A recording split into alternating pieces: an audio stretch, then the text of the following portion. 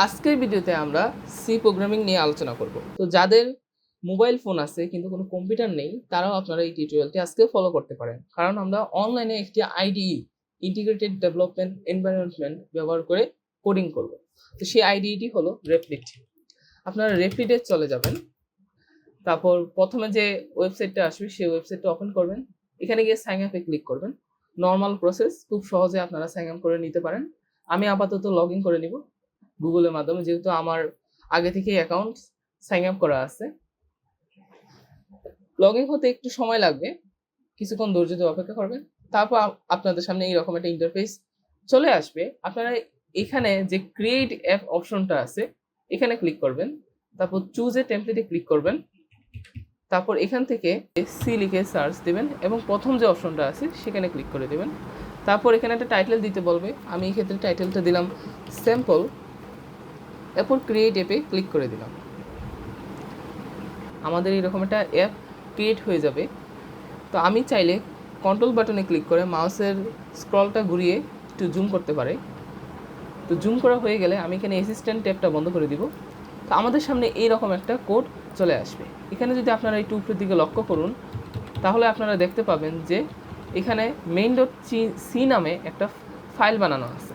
এই ফাইলের মধ্যে #include_stdia.h int main void printf hello world return 0 হিজিবিজি অনেক কিছু লেখা আছে। আমরা প্রত্যেকটা লাইন আস্তে আস্তে এক্সপ্লেন করব।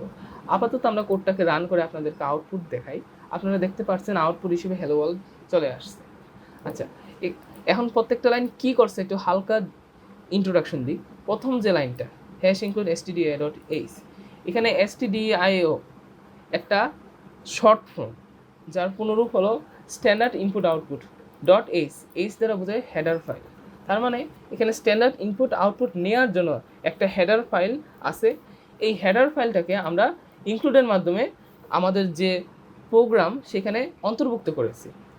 এখন এই ফাইলের মধ্যে অনেক ধরনের বিল্ট ইন ফাংশন আছে, যেমন প্রিন্টএফ একটা বিল্ট ইন ফাংশন।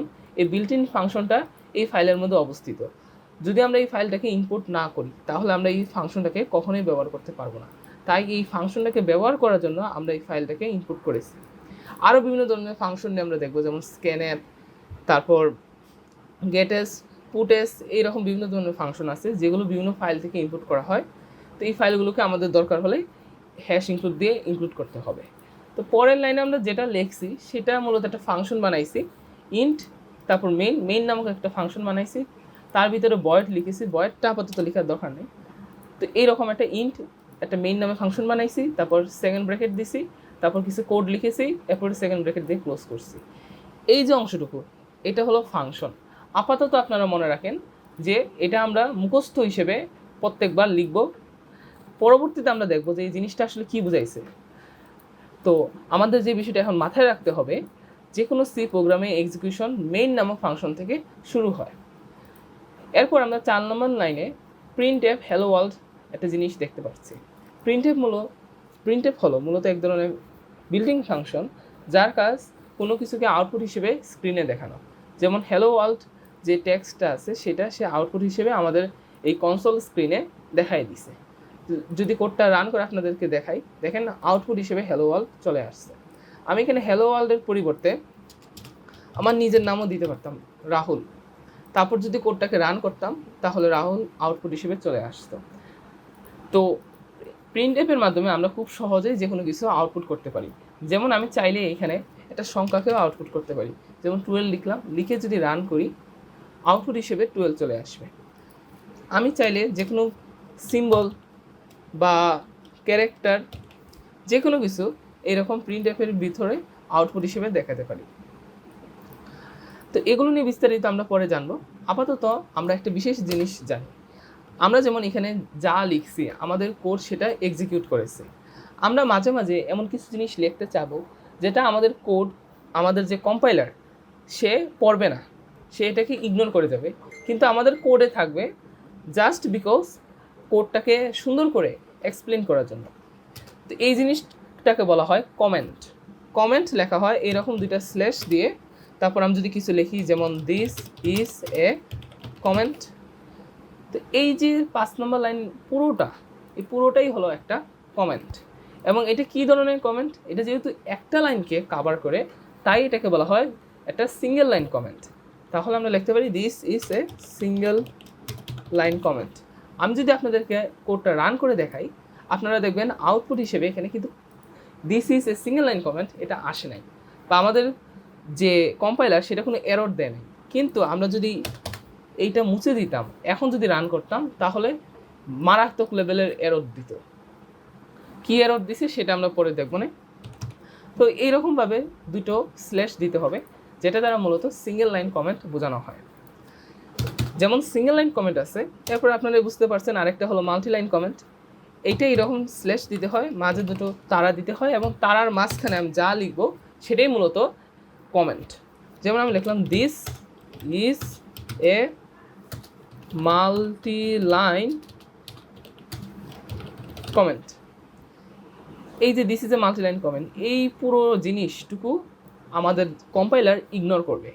মানে 7 নম্বর লাইন থেকে শুরু করে 13 নম্বর লাইন পর্যন্ত যা লিখছি তা সম্পূর্ণরূপে আমার কম্পাইলার ইগনোর করবে। আমি যদি কোডটাকে রান করে আপনাদেরকে দেখাই, দেখেন জাস্ট 4 নম্বর লাইনটা প্রিন্ট হয়েছে, কিন্তু বাকি কোনো কিছুই আর প্রিন্ট হয় নাই। এই হলো কমেন্ট। এখন কমেন্টে আমরা কি লিখি, যেমন আমি এখানে লিখতে চাইলাম একদম সবার উপরে একটা কমেন্ট দিয়ে যে অথর, তারপর আমার নিজের নামটা দিয়ে দিলাম। এইরকম কোনো জিনিস অ্যাড করার জন্য আমরা কমেন্ট ব্যবহার করতে পারি। আমরা চাইলে কমেন্টের মধ্যে ডেটও দিতে পারি। ডেট যেমন আজকে কত তারিখ, 27 তারিখ, এভাবে ডেটও দিতে পারি। কমেন্টে চাইলে আমরা অনেক কিছু কপিরাইট সিম্বল দিয়ে বিভিন্ন ডিটেলস অ্যাড করতে পারি। তো কমেন্ট মূলত যে কাজটা করে আমাদের কোডটাকে এক্সপ্লেন করতে সাহায্য করে, এবং কোডটা কে লেখছে, কখন লেখছে, কীভাবে লেখছে, এই ধরনের ডিটেলস যদি অ্যাড করার দরকার হয় তাহলে আমরা মূলত কমেন্ট ব্যবহার করি।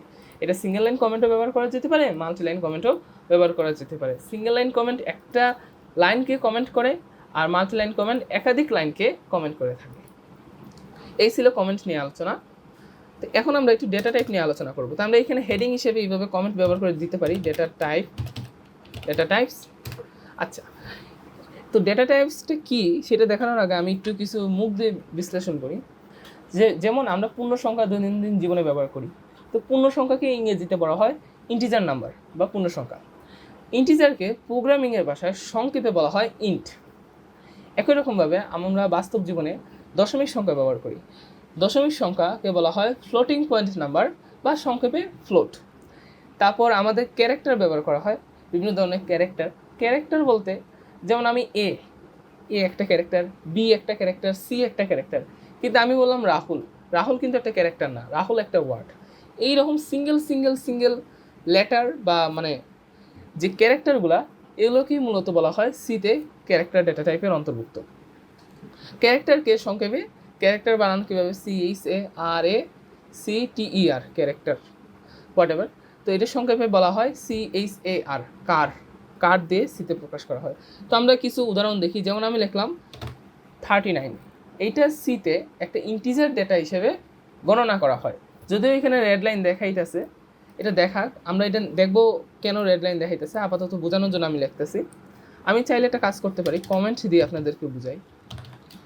হ্যাঁ, যেমন আমি লিখলাম 89 একটা ইন্টিজার ডেটা টাইপ, কারণ এতে কোনো দশমিক সংখ্যা নাই, এতে দশমিকও নাই, এটা কোনো ক্যারেক্টারও বোঝায় না। 89 তো কোনো ক্যারেক্টার হতেই পারে না, তাহলে তো এটা প্রশ্নই আসে না। তো তাই 89 হলো একটা ইন্টিজার সংখ্যা। তারপর আমি লিখলাম 5.6 একটা দশমিক সংখ্যা। তো সিতে একটা ব্যতিক্রম আছে। আমরা জানি দশমিক সংখ্যা মানে ফ্লোটিং পয়েন্ট নাম্বার বা ফ্লোট, কিন্তু সিতে যে কোনো দশমিক সংখ্যাকে ডাবল হিসেবে বিবেচনা করা হয়।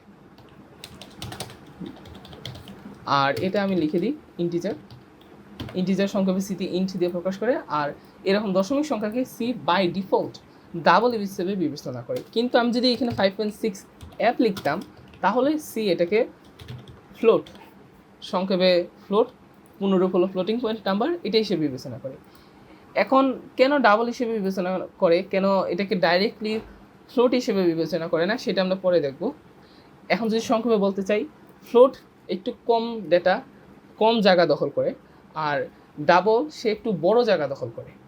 তাই সি যখন বানানো হয় তখন মনে করা হয়তো আমরা যখন দশমিক সংখ্যা ইউজ করব আমরা চাইবো একটা খুব বড় পরিমাণ ডেটা স্টোর করে রাখতে। তাই বাই ডিফল্ট যখন আমি কোনো দশমিক সংখ্যা লিখবো সি এটাকে ডাবল হিসেবে বিবেচনা করবে। আর আমি দশমিক সংখ্যার সাথে যদি একটা অ্যাপ যোগ করি সে এটাকে ফ্লোটিং পয়েন্ট নাম্বার হিসেবে বিবেচনা করবে। আচ্ছা, এখন আমরা কয়েকটা ক্যারেক্টার উদাহরণ দিই। যেমন আমি সিঙ্গেল কোটেশনের ভিতরে এ লিখলাম। আমি যদি শুধু এ লিখতাম তাহলে কিন্তু এরর মারতো, তাহলে সেটাকে সে ক্যারেক্টার হিসেবে বিবেচনা করতো না, সে এটাকে অন্য কিছু হিসেবে বিবেচনা করতো। আমাদের ক্যারেক্টার বোঝানোর জন্য এরকম সিঙ্গেল কোটেশনের ভিতরে তারপর একটা সিঙ্গেল ক্যারেক্টার লিখতে হবে। যেমন আমি এখানে এ লিখলাম, আমরা চাইলে এরকম এক্সট্রারিক সিম্বলও দিতে পারি, এটাও একটা ক্যারেক্টার। তো এগুলোকে সিতে সংক্ষেপে কার্ড দিয়ে প্রকাশ করা হয়। প্রাথমিক অবস্থায় এই 4টা ডেটা টাইপই পড়ানো হয়।